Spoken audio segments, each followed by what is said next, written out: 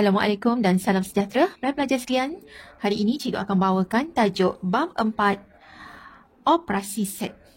Okey, semasa kamu semua berada di menengah rendah, tajuk set telah pun diperkenalkan dan terdapat beberapa simbol yang telah pun dipelajari dahulu, iaitu antaranya yang telah dipelajari ialah simbol untuk set semesta. Okey, set semesta ini merangkumi semua set. Kemudian kita juga dah belajar simbol untuk N.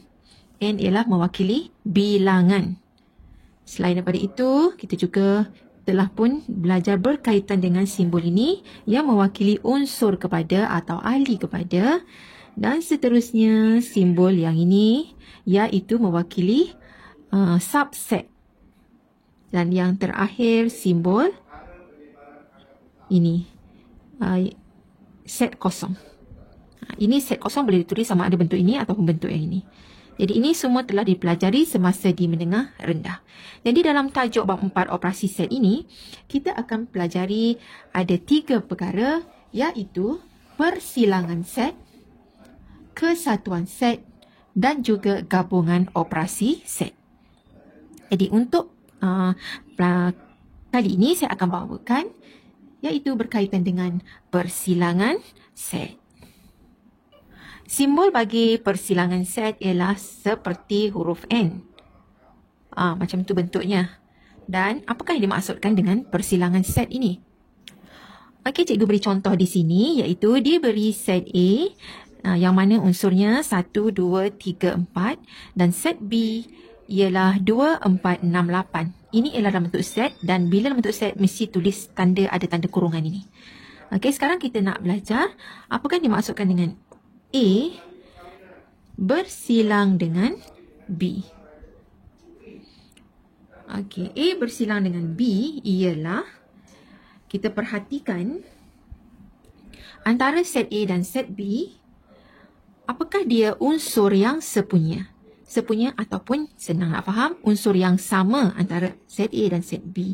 Jadi kalau kita perhatikan dekat sini antara set A dengan set B, yang sama ialah di set A ada 2, set B pun ada 2. Set A ada 4, set B pun ada 4. Jadi apakah dia A bersilang dengan B? Jawapannya ialah 2, 4. Tulis sekali saja, tak perlu tulis 2 kali. Dan ditulis dalam bentuk tata tanda set. Okey, jadi kalau soalannya bertanyakan ada N dekat depan, ada buat macam ni, N. Okey. A bersilang dengan B. A bersilang dengan B. Bila ada N dekat depan, N di sini bermaksud bilangan. Jadi bilangan untuk A bersilang dengan B ada 1, 2. Jadi jawapannya ialah 2. Okey, untuk contoh yang kedua, diberi set P, unsurnya 11, 12, 13, 14, 15 dan set Q ialah 9, 10, 11, 12, 13. Okey, kalau diminta cari P bersilang dengan Q. Jadi P bersilang dengan Q di sini ialah kita perhatikan apakah dia unsur yang sepunya di antara P dengan Q. Jadi kalau kita tengok di sini yang sama ialah 11, 12 dan juga 13. Jadi ketiga-tiga ini kita tulis, kita senaraikannya sebagai jawapan bagi P bersilang dengan Q dalam bentuk tata tanda set 11, 12, 13. Tutup semula dengan tata tanda set kurungan. Okey, dan kalau dia hadapannya ada tanya N. Jadi N di sini ialah bermaksud bilangan. Bilangan bagi P bersilang dengan Q adalah sama dengan, kita kira sajalah dekat sini. Untuk P bersilang dengan Q ni ada berapa unsurnya? Ada 1, 2, 3. Jadi jawapannya ialah 3. Okey, seterusnya contoh yang ketiga, diberi set J ialah A, B, C, D, unsurnya K pula ialah C dan D.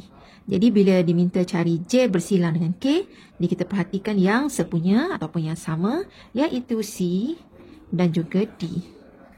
Jadi jawapannya ditulis sebagai set C, D. Okey, kalau ditanya bilangannya bilangan di antara J bersilang dengan K adalah sama dengan 1, 2. Ada 2 unsur. Jadi jawapannya 2. Okey, seterusnya kita nak belajar bagaimana persilangan set ini kita nak tunjukkan dia dalam bentuk gambar rajah Venn. Okey, katalah ada set A dan set B. Ini katalah set A dan set B. Okey, bila ada 2 set A dan B, yang bersilang ini ialah yang unsur yang sama.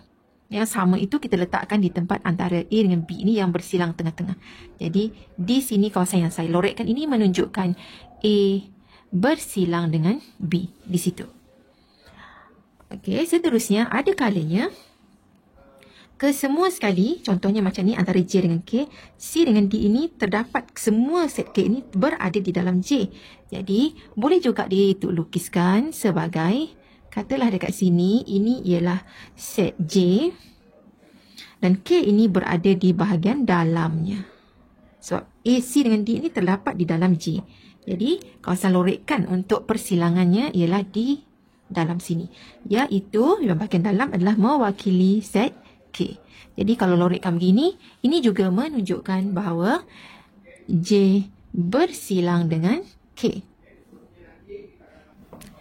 Okey, kalau kita perhatikan rajah yang kedua ini, yang ini, jadi kalau ditulis sebagai J bersilang dengan K, kawasan lorekkannya adalah keseluruhan set K. Jadi boleh ditulis sebagai J bersilang dengan K adalah sama dengan K.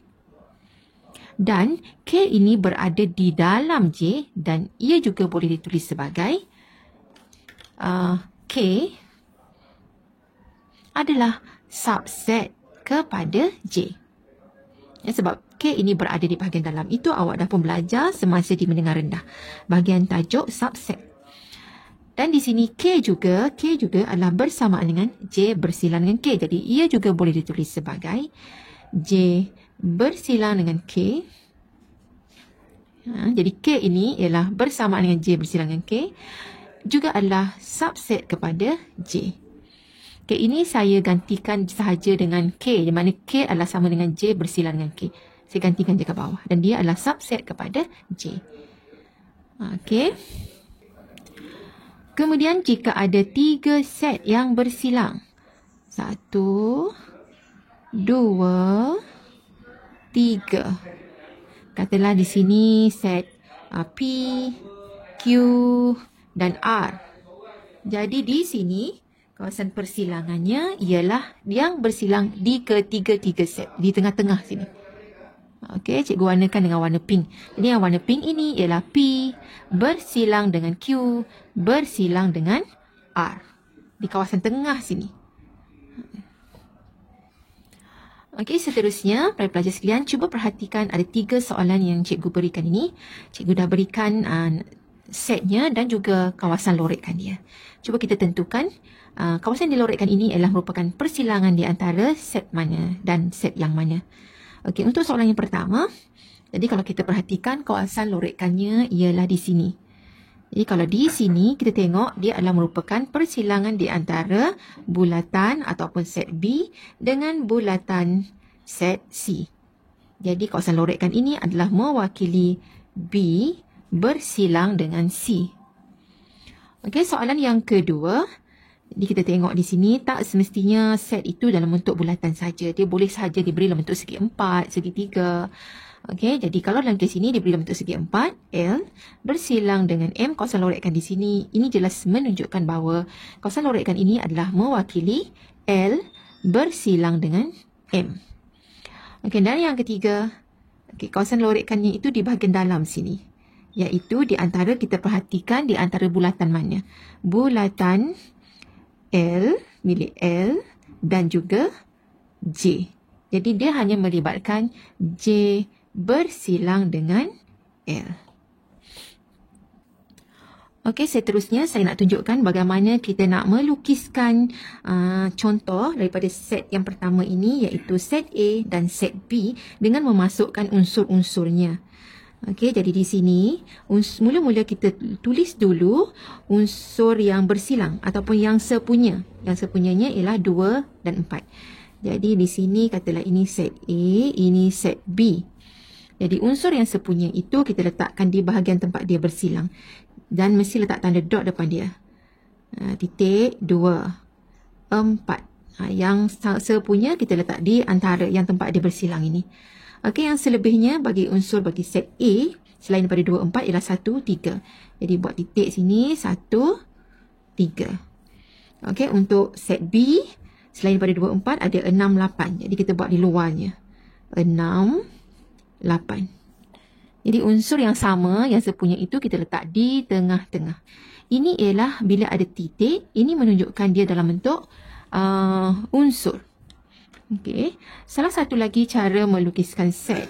Okey, jadi di sini katalah saya tunjukkan satu lagi. Okey, ini set A dengan set B.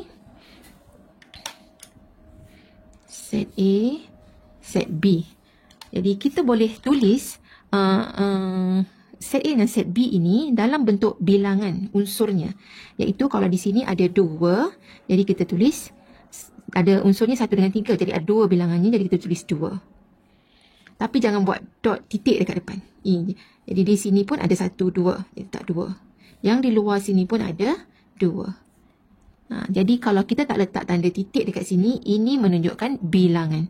Kalau kita letak dot dekat depannya ataupun titik ini menunjukkan unsur. Okey, yang ini ialah berdasarkan contoh yang pertama. Saya nak tunjuk satu lagi contoh, iaitu dari merujuk kepada contoh yang ketiga. Jadi yang ketiga. Jadi di sini ada set J dengan K. Jadi saya buatkan satu set untuk J. Set J. Okey, kemudian K ini C dengan D berada di dalam J. Di dalamnya. Jadi saya buat satu lagi yang berada di dalam. Ini ialah K. Jadi kemudian saya senaraikan unsur yang terdapat dalam J dan K. Mula-mula kita isi yang bersilang ini iaitu CD. Iaitu bersamaan dengan K. Jadi letak dot, letak C, D.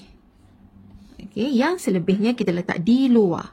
Di luar iaitu A dengan B. Jadi dekat sini ada A, ada B. Ini disebut set dalam bentuk gambar rajah Venn yang mana kita senaraikan unsurnya. Okey, satu lagi ialah kita senaraikan dalam bentuk bilangan unsur. Jadi ada J, ada K. Kita senaraikan bilangan unsurnya. Jadi kat luar sini ada 2 unsur, 2. Di bahagian dalam pun ada 2. Tapi bila kita senaraikan bilangan unsur, jangan letak dot di depannya. Okey, itu sahaja. Saya harap anda pun faham apa yang dimaksudkan dengan persilangan set. Iaitu seperti yang disebutkan tadi, persilangan set adalah merupakan unsur-unsur yang sepunya di antara 2 set ataupun 3 set bergantung kepada soalan.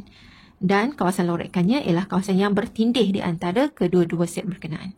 Kalau 3 yang bertindih di antara ketiga-tiga set berkenaan. Okey, sampai jumpa lagi di video yang akan datang.